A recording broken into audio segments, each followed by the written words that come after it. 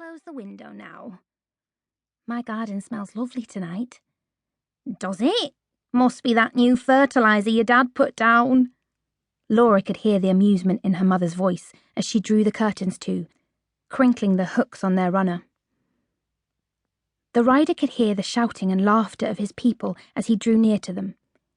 He could recognise the deep, growling singing of his old father, Sideman, and the lighter voice of his son, Slow. The women were talking quietly round their own small fire. Their work for the day was done now. They wouldn't move till morning.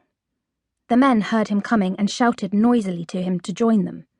He was so hungry that he could have eaten where he was, on Froth's back, but he had a job to do first. "Where's the old woman?" he asked Slow, as the boy came running to him with a horn of warm wine.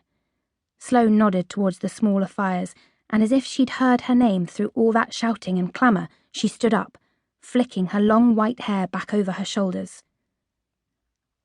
"Well, Wayfinder," she shouted, and her wavering voice drove all the singing away. "Have you found him for me?"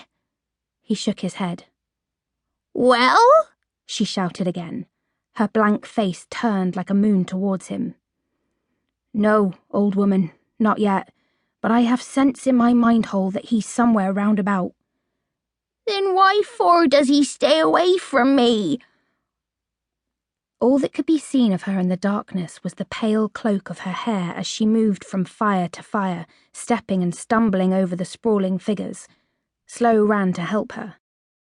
When she reached Wayfinder, she put her hand out to stroke Froth's back.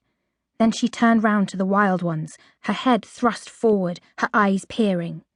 The old man, Sideman, came over to stand by her. He put up both his hands. "Wild ones, stop sounds!" he shouted. "The old woman has word sayings for you." The wild ones muttered as the old woman spoke to them. "What's happening to us?" she asked. "We've wandered here far from our wilderness. He brought us here and now he's left us. What is he searching for, wild ones? Do you know? We'll die here in our last forever sleep if we stay. This is no country for wild ones, this land." They grunted in agreement. "And step by step my eyes are growing dimmer. I have no sight of your faces, only the flickerings of your fires. I can see the moon eye in the sky, but I can't see her shadowings on earth. Night is nuzzling round me, and I think in my mind-hole I know why. Do you? Do you?" "We know why, old woman," grunted Sideman. "It's because my unicorn is gone. My eyebright turns to darkness without him, he knows that, and yet he leaves me here. Where's my Spellhorn, Sideman?"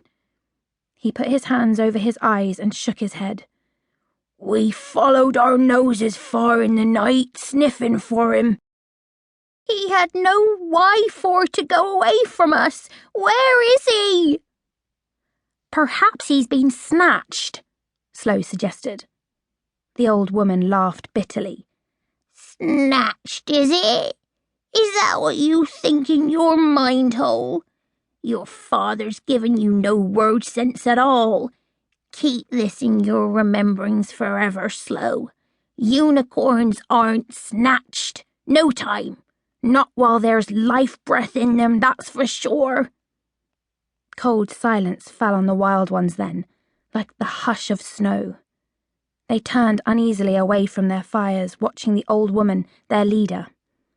Every one of them had the same thought in their heads, but only Slow was rash enough to say it. "Then, if he hasn't been snatched, he must have taken the long forever sleep." The old woman shuddered. "If he's in last sleep, then I'm for last sleep too, and all of you know that.